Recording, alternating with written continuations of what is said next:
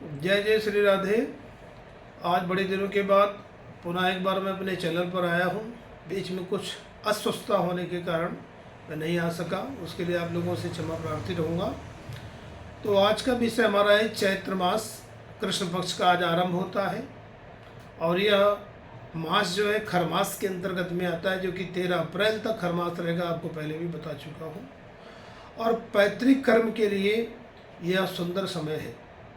जैसे पितृदोष आपके यहाँ, पितृदोष के लक्षण क्या हैं कि आपके घर में दक्षिण पश्चिम की दीवार में क्रैक होगा, कुछ दरारें होंगी, फर्श टूटी हुई होगी, भोजन में बार बार बाल का आना, और मकान में बिना मौसम के सीलन आदि का होना, और शरीर में अनेक प्रकार की टेस्ट कराने के बाद भी बीमारियों का ना निकालना, यही पितृदोष के लक्षण है। तो ये खरमास पितरों के लिए बड़ा उत्तम समय है। लोग गया जी में जाकर के गया श्राद्ध आदि करते हैं। तो गया श्राद्ध करना, तीर्थ श्राद्ध करना, गंगा आदि तट पर, प्रयाग आदि तट पर, नर्मदा आदि तट पर जाकर के पितरों के निमित्त श्राद्ध कर्म करना, पितृदोष से मुक्ति मिलती है, पितृऋण से मुक्ति मिलती है। ये 15 दिन विशेष हैं। जैसे आपका 8 अप्रैल तक का जो ये समय है, ये 15 दिन विशेष पितरों की सद्गति के लिए। तो आप लोग अपनी कुंडली का सही आकलन कराते हुए, और यह जो मैंने आपको लक्षण बताए हैं पितृदोष के, यदि आप इसका अनुभव करते हुए पितृ कार्य को कराते हैं, जैसे कि पितरों की मुक्ति के लिए सबसे सुंदर उपाय है कि त्रिपिंडी श्राद्ध का करना। सुयोग्य ब्राह्मण के माध्यम से त्रिपिंडी श्राद्ध का अनुष्ठान तीर्थ स्थान में जाकर के करें, और नारायण बलि आदि कर्म, पितृ गायत्री मंत्र आदि का जप पितरों को सद्गति देने वाला है। 1.25 लाख की संख्या में पितृ गायत्री मंत्र का जप करवा के आप त्रिपिंडी श्राद्ध आदि यदि करते हैं, निस्संदेह आपके पितरों को सद्गति की प्राप्ति होगी। ये 15 दिन जो विशेष है, आप इसको जाने ना दें। इस 15 दिनों में आप मन से, भाव से, कर्म से इस पितृ कार्य को करें। और 8 तारीख को पड़ने वाली जो अमावस्या है, ये सोमवती अमावस्या रहेगी। कहा जाता है कि महाभारत काल में पांडवों को भी ये सोमवती अमावस्या की प्राप्ति नहीं हुई। इसलिए सोमवती अमावस्या में भी जाकर के, क्योंकि सोमवार का दिन है, गंगा जी का स्नान आदि करना, तीर्थों में जाकर तीर्थ स्नान करना,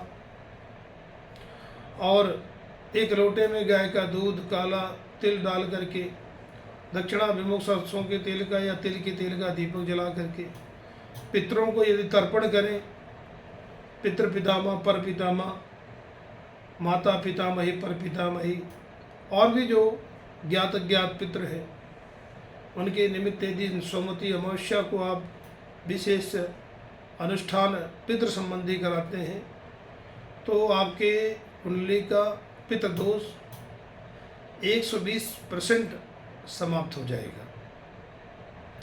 उसके पश्चात 9 तारीख को नवरात्रि का आरंभ होगा।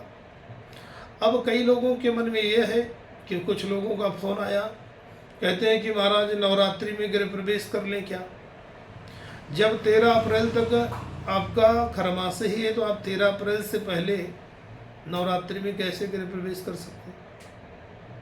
13 अप्रैल के बाद जो गृह प्रवेश के बहुत सीमित मुहूर्त हैं, उसके बाद यदि आप करते हैं तो उत्तम रहेगा। लेकिन 13 अप्रैल के पहले कोई गृह प्रवेश आदि का मुहूर्त नहीं होता है, ना तो कोई मुंडन संस्कार का मुहूर्त बनता है। अब कुछ लोग त्योहारों की प्रधानता देते हुए मुंडन भी कराते हैं, गृह प्रवेश की करते हैं, जो कि ये शास्त्रोचित नहीं है। इसलिए जो शास्त्र सम्मत कार्य है उसे अवश्य करना चाहिए, जो हमें शास्त्र आज्ञा देता है,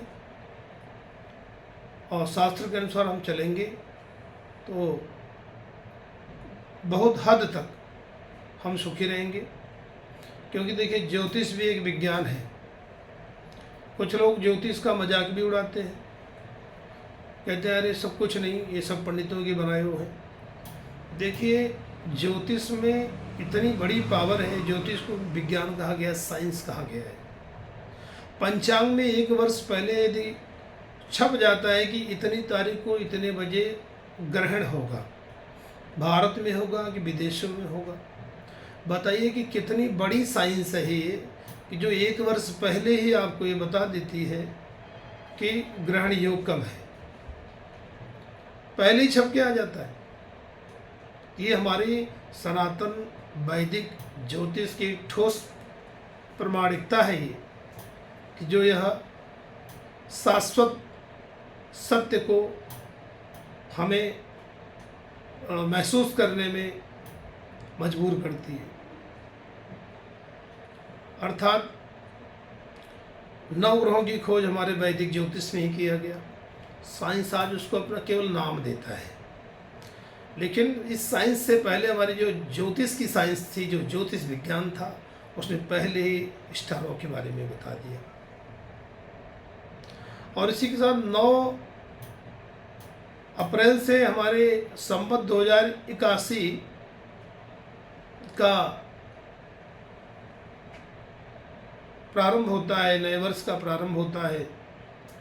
संवत 2080 की समाप्ति है। अब देखिए, अंग्रेजी सन 2024 है और हमारा जो सन है संवत 2081 लगेगा। तो हम कहीं न कहीं 57 वर्ष पाश्चात ज्योतिष से बहुत आगे चल रहे हैं। इसलिए हमारे सनातन धर्म से जुड़े लोगों को अपने सनातन शक्ति पर, अपने वेदों पर, अपने शास्त्रों पर एक गहरा, एक ठोस आत्मविश्वास होना चाहिए, क्योंकि ज्योतिष एक इंडिकेटर है। ये हमको यस इंडिकेट करता है, बार बार हमको ये चेतावनी देता है कि हमें इस मार्ग पर चलना चाहिए, हमें ऐसे कार्य करना चाहिए। तो बहुत ज़्यादा ना कहते हुए, क्योंकि आजकल लोगों के पास शॉर्ट वीडियो देखने के भी समय नहीं है, तो लॉन्ग वीडियो है। दूसरी बात, कोई अश्लील चीज़ अभी वीडियो पर आ जाए तो उसकी इतनी व्यूज़ बढ़ जाएंगे, इतने देखने वाले हो जाएंगे।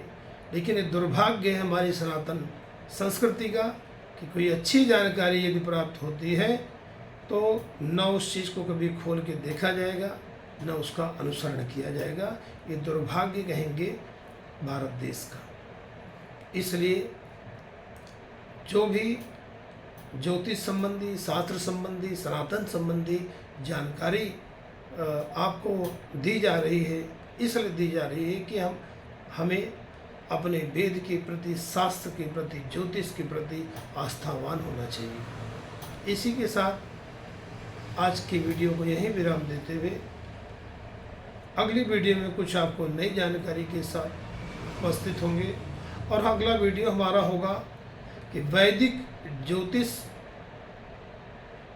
ही सत्य है या जो नए नए आए अंक ज्योतिष, फेस रीडिंग, ये कहाँ तक ये सत्य है, इस पर हम एक वीडियो आपको जरूर बनाएंगे।